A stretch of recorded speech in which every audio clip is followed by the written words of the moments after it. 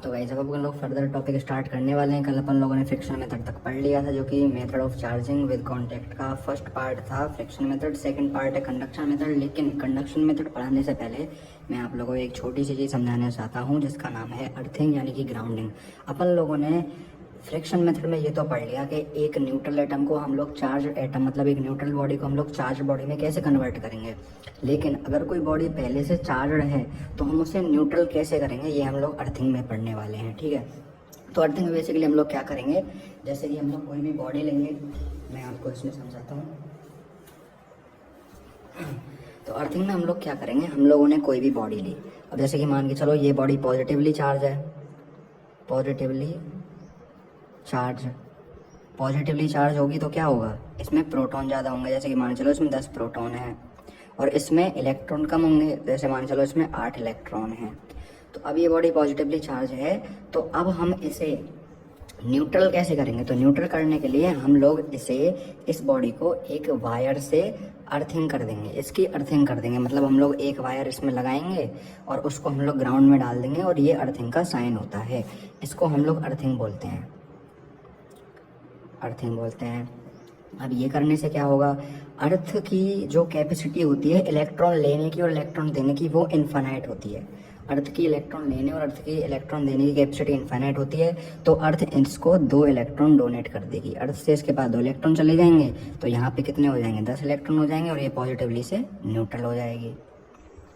अब मान के चलो ये इस बॉडी में तो इलेक्ट्रॉन कम थे, तो हम लोगों ने इलेक्ट्रॉन दे दिए। अब कोई बॉडी है जिसके भीतर 10 प्रोटॉन है, 10 तो प्रोटॉन हैं और उसके पास 12 इलेक्ट्रॉन है और हमने उसकी अर्थिंग कर दी। तो अब आप लोग मुझे बताओ क्या होगा, क्या ये इसको अर्थ 2 प्रोटॉन दे देगी या फिर 2 इलेक्ट्रॉन ले लेगी। देखो इसका सिंपल सा आंसर ये है कि यहाँ से 2 इलेक्ट्रॉन अर्थ के पास चले जाएंगे। क्यों, क्योंकि प्रोटॉन का कभी भी ट्रांसफर नहीं होता है, तो प्रोटॉन अर्थ से नहीं लिए जाएंगे, इलेक्ट्रॉन यहाँ पे अर्थ के पास चले जाएंगे। 2 इलेक्ट्रॉन देने के बाद यहाँ पे बचेंगे 10 इलेक्ट्रॉन और यहाँ पे ये बॉडी हो जाएगी न्यूट्रल। तो ये सिंपल सी अर्थिंग की प्रोसेस थी। उसके बाद मैं आप लोग आगे बताता हूँ कि क्या होगा। चार्ज अगर मतलब कि चार्ज को हम ऐसे कह सकते हैं कि चार्ज अगर रेस्ट पर होगा तो वो ना तो इलेक्ट्रिसिटी फ्लो करेगा ना ही मैग्नेटिक फील्ड बनाएगा। मतलब चार्ज अगर रेस्ट पे है तो वो इलेक्ट्रिसिटी नहीं प्रोड्यूस करेगा, लेकिन वहीं चार्ज अगर मोशन में है तो वो इलेक्ट्रिसिटी ज़रूर से प्रोड्यूस करेगा। ये अर्थिंग की बात थी। इसमें हमने पॉजिटिवली चार्ज बॉडी थी उसको न्यूट्रल करा, 2 इलेक्ट्रॉन दे के। यहाँ पे नेगेटिवली चार्ज थी तो 2 इलेक्ट्रॉन ले गए, इसको न्यूट्रल कर दिया। उसके बाद हम लोग बात करते हैं मटेरियल्स की। मटेरियल्स बेसिकली क्या होते हैं, कंडक्टर, इंसुलेटर और सेमीकंडक्टर। मटेरियल्स 3 तरीके के होते हैं, कंडक्टर, इंसुलेटर और सेमीकंडक्टर। कंडक्टर को आप लोग एक तरीके से रोड मान लो, रोड पर आप लोग आराम से चल सकते हो। इंसुलेटर को आप लोग पानी मान लो, पानी पे आप लोग नहीं चल सकते हो। तो कंडक्टर में चार्ज जो कि है वो ईजिली फ्लो हो सकता है और इंसुलेटर में चार्ज ईजिली फ्लो नहीं हो सकता। कंडक्टर की प्रॉपर्टीज मेटल बॉडी, मेटल हो जाएगी, ह्यूमन बॉडी हो जाएगी। और इंसुलेटर की जो एग्जांपल है वो हो जाएगा would, plastic, nylon, sand, rubber. ठीक है, अब उसके बाद अपन लोग विद कॉन्टैक्ट का फ्रिक्शन मेथड अपन लोग पढ़ते हैं, कंडक्शन मेथड हम लोग पढ़ते हैं। कंडक्शन मेथड में हम लोग क्या करेंगे, देखो 2 स्पेयर्स लेंगे। हम लोग क्या करेंगे कंडक्शन मेथड में, हम लोग सिंपली 2 स्पेयर्स लेंगे। अब इसमें से क्या होगा, एक स्पेयर तो होगा न्यूट्रल, मतलब एक स्पेयर तो देखो यहाँ पे न्यूट्रल है, इसमें एक स्पेयर होगा न्यूट्रल। ठीक है, अब इसके भीतर आप जस्ट मान लो कि 10 प्रोटॉन है और 10 ही इलेक्ट्रॉन है। दूसरा स्पेयर जो हम लोग लेंगे वो होगा पॉजिटिवली चार्ज। हमेशा एक चीज़ का ध्यान रखिएगा कि आप लोग न्यूट्रल बॉडी में जो साइन बनाओ वो आप लोग बीच में बना सकते हो या फिर कहीं पे भी बना सकते हो, लेकिन अगर पॉजिटिवली चार्ज है तो आप लोग हमेशा सरफेस के पास में उसके साइंस बनाना, जैसे कि मैंने ये प्लस बनाए हैं। अब मान के चलो इसके भीतर 10 तो प्रोटॉन है और 2 इलेक्ट्रॉन है। अब हम लोग कंडक्शन मेथड में क्या करेंगे, इन दोनों बॉडीज़ को कांटेक्ट में लेके आएंगे। कांटेक्ट में कैसे लाएंगे कि इन दोनों स्पेयर को एक दूसरे से टच करवा देंगे। टच करवा दिया, अब टच करवाने से क्या होगा, प्रोटॉन का ट्रांसफर होता नहीं है, प्रोटॉन दोनों के भीतर बराबर है, प्रोटॉन का ट्रांसफर होता नहीं है। ट्रांसफर होता है किस चीज़ का, इलेक्ट्रॉन का। यहाँ पे 10 इलेक्ट्रॉन है और यहाँ पे 2 इलेक्ट्रॉन है, यानी कि 12 इलेक्ट्रॉन। हमेशा एक बात ध्यान रखिएगा कि जितने भी इलेक्ट्रॉन दोनों बॉडीज़ के टोटल होंगे वो दोनों बॉडीज़ में इक्वली डिस्ट्रीब्यूट हो जाएंगे। अब यहाँ पे 10 इलेक्ट्रॉन है और यहाँ पे 2 इलेक्ट्रॉन है, तो 10 और 2 12 इलेक्ट्रॉन हो गए, तो 6 इलेक्ट्रॉन तो इस बॉडी के पास बच जाएंगे और 6 इलेक्ट्रॉन इस बॉडी के पास बच जाएंगे। मतलब कि यहाँ से 4 इलेक्ट्रॉन इसके पास चले गए तो यहाँ पे 6 इलेक्ट्रॉन बच गए, और यहाँ पे 2 इलेक्ट्रॉन पहले से थे, 4 इलेक्ट्रॉन अब आ गए, तो यहाँ पे 6 इलेक्ट्रॉन हो जाएंगे। अब क्या होगा, 10 प्रोटॉन है और इसके पास भी 10 प्रोटॉन है, तो ये दोनों की दोनों बॉडी पॉजिटिवली चार्ज हो जाएंगी। इस बात में, इस चीज़ में एक और चीज़ नोट कर लो आप, एक बॉडी पॉजिटिवली चार्ज थी, एक बॉडी न्यूट्रल थी, दोनों को कॉन्टेक्ट में लेके आए तो दोनों की दोनों बॉडी पॉजिटिवली चार्ज में कन्वर्ट हो गई। मतलब जिस भी तरीके की बॉडीज हम लोग लेंगे, दोनों बॉडी उसी तरीके की बन जाएगी। मतलब जैसे कि हम लोगों ने यहाँ पे पॉजिटिवली चार्ज बॉडी ली और एक न्यूट्रल बॉडी ली, दोनों को कॉन्टेक्ट में लेके आया तो दूसरी बॉडी भी पॉजिटिवली चार्ज बन जाएगी। तो ये सिंपल सा आपका कंडक्शन मेथड था। इसके बाद कुछ टर्म्स हैं जो कि बहुत ज़्यादा इंपॉर्टेंट है, जो कि आपको याद रखनी है। Electron, charge of electron electron की चार्ज की जो वैल्यू होती है, charge of electron, charge of electron, electron को अपन लोग ऐसे रिप्रेजेंट करते हैं जो कि होता है -1.6 इंटू 10⁻19 कूलाम। ठीक है, ये आप लोगों को बिल्कुल ध्यान रखना ही रखना है। इसे हम बेसिकली -e से रिप्रेजेंट कर देते हैं। ठीक है, चार्ज ऑफ प्रोटॉन, अब इसको आप लोग ऐसे याद रख सकते हो, इलेक्ट्रॉन प्लस में, इलेक्ट्रॉन माइनस में होता है, प्रोटॉन प्लस में होता है, तो बस हम लोग क्या करेंगे, माइनस साइन हटा देंगे, 1.6 इंटू 10⁻19 कूलाम। ये हमारी charge of electron, charge of proton है। न्यूट्रॉन क्या होता है, न्यूट्रॉन तो हमारा इलेक्ट्रिकली न्यूट्रल होता है, इसके ऊपर कोई चार्ज होता ही नहीं है। ठीक है, तो ये सिंपल सी चीज़ हो गई। उसके बाद mass of electron, mass of electron और मास ऑफ प्रोटॉन। अब मास ऑफ इलेक्ट्रॉन कितना होता है, 9.1 इंटू 10⁻31, 9.1 इंटू 10⁻31 kg, यानी कि बहुत ही मामूली सा होता है mass of electron. Mass of proton कितना होता है, 1.67 इंटू 10⁻27 किलोग्राम। तो ये कुछ टर्म है जो कि आप लोगों को बेसिकली याद रखनी है, तो रखनी है, ये बहुत ही ज़्यादा नेसेसरी है। उसके बाद नेक्स्ट हम लोग बात करते हैं magnitude of charge of electron equal to proton. अब देखो, बेसिकली यहाँ पे हम लोगों ने इलेक्ट्रॉन को -e से शो किया था, ठीक है, प्रोटॉन को हम लोग e से शो कर देते हैं। तो अब क्या होगा कि हम जब इनका मैग्नीट्यूड लेंगे, -e का मैग्नीट्यूड अगर हम लोग लेंगे तो e ही तो आएगा, -e का अगर हम लोग मैग्नीट्यूड लेंगे तो e आएगा। ठीक है, तो वही बात यहाँ पे हम लोग, यहाँ पे वही बात कही गई है कि magnitude of charge of electron equal to proton. मतलब अगर हम लोग इलेक्ट्रॉन का मैग्नीट्यूड ले लें, इलेक्ट्रॉन का अगर हम लोग मैग्नीट्यूड लेंगे, मैग्नीट्यूड में साइन हट जाएगा, तो वो प्रोटॉन के मैग्नीट्यूड के इक्वल होगा। ठीक है, तो यहाँ पे ये प्रॉपर्टी बताई गई है। उसके बाद हम लोग आते हैं प्रॉपर्टी ऑफ चार्जेस पे। इस चीज़ को आप लोगों को थोड़ा अच्छे ढंग से पढ़ना है, अच्छे ढंग से सुनना है। चार्ज एक स्केलर प्रॉपर्टी है, ये सबसे पहली प्रॉपर्टी हो गई। लाइक चार्जेस रिपेल करेंगे और अलाइक चार्जेस अट्रैक्ट करेंगे, ये दूसरी प्रॉपर्टी हो गई। ठीक है, ये जो थर्ड प्रॉपर्टी है ये बहुत ही ज़्यादा इंपॉर्टेंट है। Moving charges produce both electric field and magnetic field. जो भी चार्ज रेस्ट पर होगा वो ना तो इलेक्ट्रिक फील्ड जनरेट करेगा ना ही मैग्नेटिक फील्ड जनरेट करेगा, लेकिन जैसे ही चार्ज को हम लोग मोशन में लेके आ जाएंगे सर्किट के भीतर, वो moving charge electric field and magnetic field दोनों की दोनों चीज़ें प्रोड्यूस करेगा। फोर्थ, ये थर्ड प्रॉपर्टी हो गई। Fourth property, there will always be transfer of negative charge. ये तो बिल्कुल ध्यान रखना है, तो रखना ही है। अब उसके बाद आता है एक क्वेश्चन जो कि आप लोगों के बोर्ड्स में आ सकता है, if negative charge is transferred mass of material change. अब जैसे कि मैं इसका आपको थोड़ा सा इधर बताता हूँ कि क्या कर सकते हैं। अब जैसे कि ये क्वेश्चन कह रहा है कि जो नेगेटिवली चार्ज है, यानी कि जो इलेक्ट्रॉन है, वो अगर हम लोग ट्रांसफ़र करेंगे एक बॉडी से दूसरी बॉडी में, जैसे कि ये एक बॉडी है, इसके भीतर मान लो 5 प्रोटॉन है, 5 ही इलेक्ट्रॉन है, और इस बॉडी के भीतर भी 5 प्रोटॉन है और 5 ही इलेक्ट्रॉन है। अब ये क्वेश्चन कह रहा है कि अगर हम लोग 5 में से एक इलेक्ट्रॉन अगर हम लोग इस बॉडी में ट्रांसफ़र कर देंगे तो क्या इस बॉडी के मास में और इस बॉडी के मास में चेंज आएगा। अब हम लोग पढ़ चुके हैं कि इलेक्ट्रॉन का मास कुछ ना कुछ होता है। इलेक्ट्रॉन का मास हम लोगों ने कितना बताया था आपको, इलेक्ट्रॉन का मास हमने बताया था 9.1 इंटू 10⁻31 किलोग्राम। मतलब कुछ तो है ना, थोड़ा सा ही सही लेकिन कुछ तो है। तो अगर हम एक इलेक्ट्रॉन का ट्रांसफ़र करेंगे तो यहाँ पे कितने इलेक्ट्रॉन हो जाएंगे, 6 इलेक्ट्रॉन हो जाएंगे। अब इसके पास क्या बचा, 5 प्रोटॉन और 6 इलेक्ट्रॉन, और इसके पास क्या बच गया, इसके पास बचे 4 इलेक्ट्रॉन। अब इसके पास एक इलेक्ट्रॉन गया है तो इसका वेट कम हो जाएगा थोड़ा सा, मतलब यहाँ पे मास जो कि है वो डिक्रीज हो जाएगा। मतलब एक सिंपल सी चीज़ याद रख लो कि जिसके पास से इलेक्ट्रॉन जाएगा उसका मास डिक्रीज हो जाएगा और जिसके पास जाएगा उसका मास इंक्रीज हो जाएगा। ठीक है, यहाँ तक समझ में आ गया। अब इसके बाद थोड़ी सी एक कंफ्यूजिंग चीज़ है जो कि आप लोग थोड़ा सा ध्यान से सुनोगे तो ही समझ पाओगे, तो ध्यान से सुनिएगा इसको।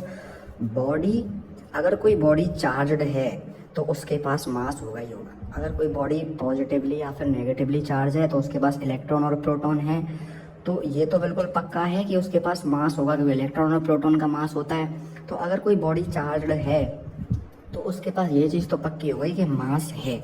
लेकिन अगर किसी बॉडी के पास मास है, अगर किसी बॉडी के पास मास है तो ज़रूरी नहीं है कि वो बॉडी चार्जड ही होगी।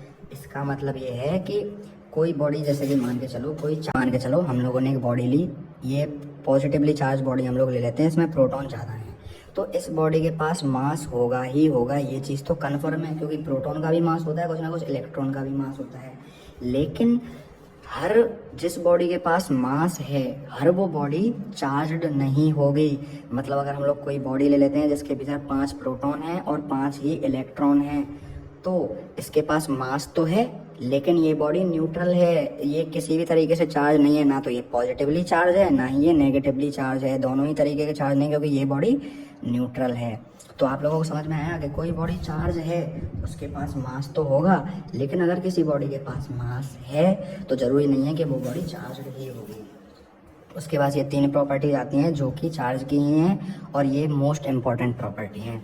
Additivity of charge, additivity of charge मैं आप लोगों को सिंपल बता देता हूँ। चार्ज एक स्केलर क्वांटिटी होता है, ठीक है, यहाँ तक आप लोग समझ ही चुके हो कि चार्ज एक स्केलर क्वांटिटी होता है।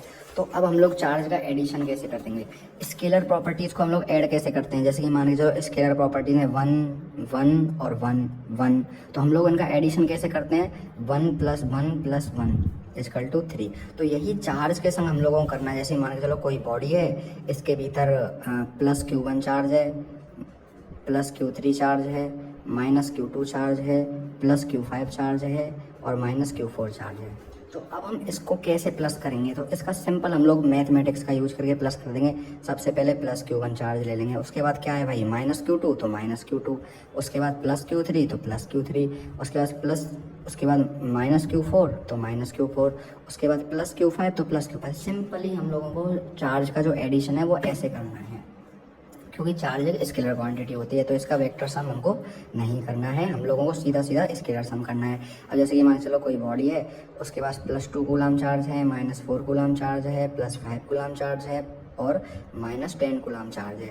तो अब इसको आप ऐड कैसे करोगे, +2 ले लिया, -4 ले लिया, ठीक है, -4 ले लिया, +5 ले लिया और -10 ले लिया।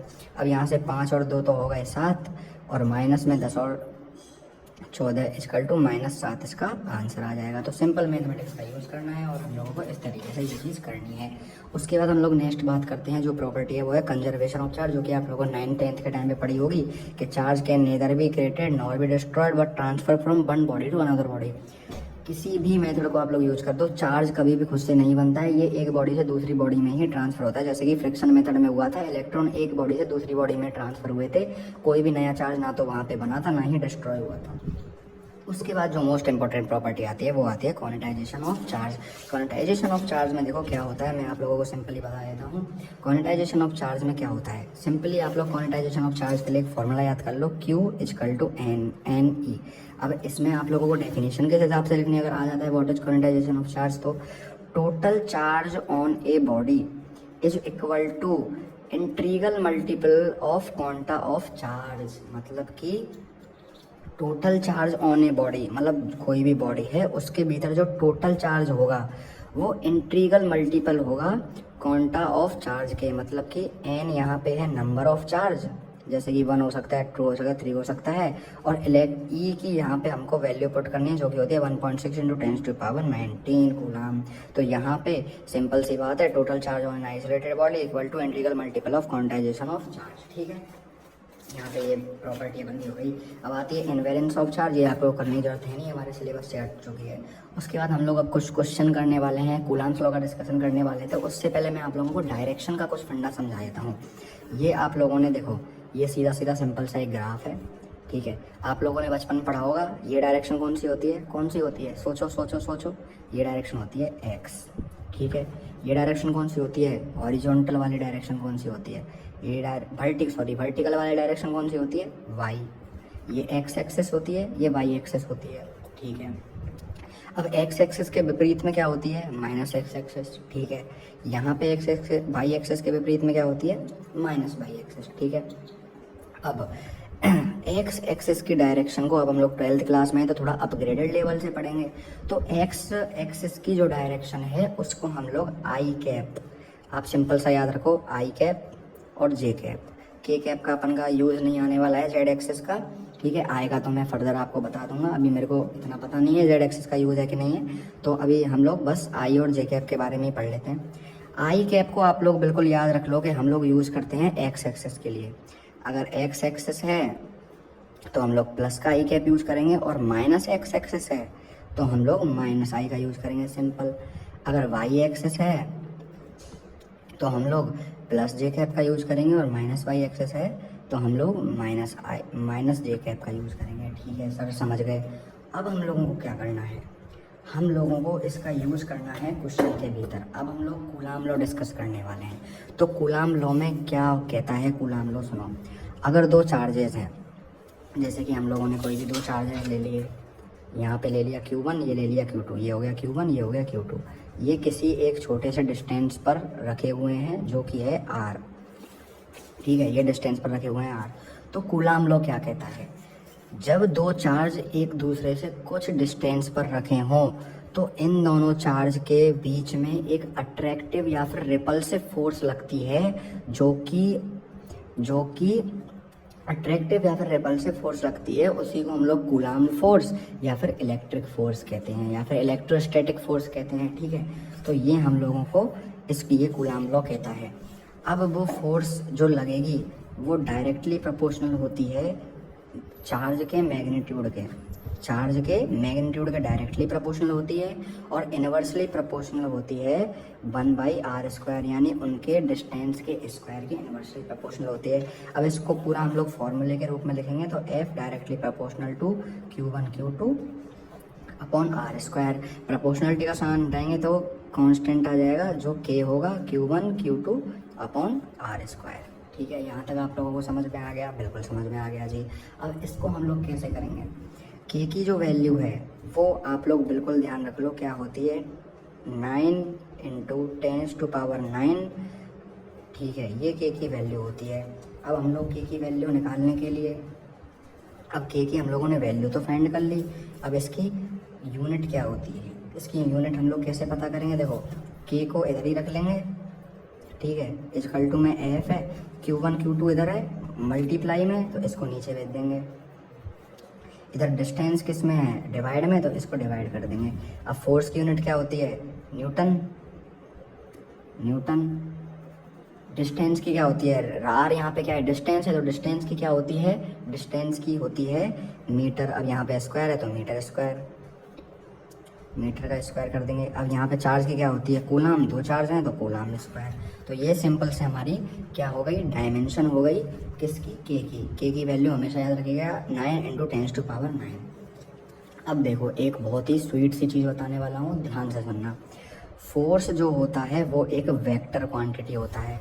अब हम लोगों ने फोर्स को स्केलर क्वांटिटी के फॉर्म में तो लिख दिया, अब वेक्टर क्वांटिटी के फॉर्म में हम लोग फोर्स को लिखेंगे। तो सबसे पहले फोर्स को हम लोग स्केलर क्वांटिटी के रूप में लिख लेते हैं, K Q1 Q2 r², ठीक है। अब फोर्स क्योंकि एक वेक्टर क्वांटिटी होती है तो फोर्स के भीतर मैग्नीट्यूड तो होता ही होता है, साथ में क्या होती है, डायरेक्शन भी होती है। तो डायरेक्शन शो करने के लिए हम लोग सिंपली यहाँ पे r कैप लगा देंगे। अब इस r कैप का क्या यूज़ है, फर्दर आपको क्वेश्चंस में पता लग जाएगा। अब F की वेक्टर लगा लिया और यहाँ पे r कैप का यूज कर लिया। अब इसको करते हुए हम लोग कुछ क्वेश्चंस को यूज करते हैं, क्वेश्चंस को सॉल्व करने को करते हैं। अब जैसे कि देखो ये दो चार्जेस हैं, एक Q1 एक Q2, ये एक दूसरे से 3 मीटर की डिस्टेंस पर हैं। ये एक दूसरे से 3 मीटर की डिस्टेंस पर हैं। तो अब हम लोगों को क्या करना है, हम लोगों को फाइंड करना है फोर्स इनके बीच में। अब फोर्स हम लोग कैसे फाइंड करेंगे, अब हम लोग लिखेंगे F21। F21 का मतलब और F12 का मतलब मैं आप लोगों को बता देता हूँ कि F21 और F12 का मतलब क्या होता है। जो डिजिट आगे दे रखी होती है उस पर फोर्स लगता है और जो पीछे है वो फोर्स लगाएगी। मतलब ऐसे समझ लो, दो लोग खड़े हुए हैं तो पीछे वाले आदमी ने आगे वाले को धक्का दे दिया, ये समझ लो। तो F21 का मतलब है कि force on charge Q2 due to Q1, और F12 का मतलब है force on charge Q1 due to Q2। ठीक है, ये आप लोगों ने समझ लिया। अब हम लोगों को निकालना है F21 निकालना है। तो सबसे पहले फॉर्मूला लिखो K Q1 Q2 upon R square R cap. ठीक है, समझ गए।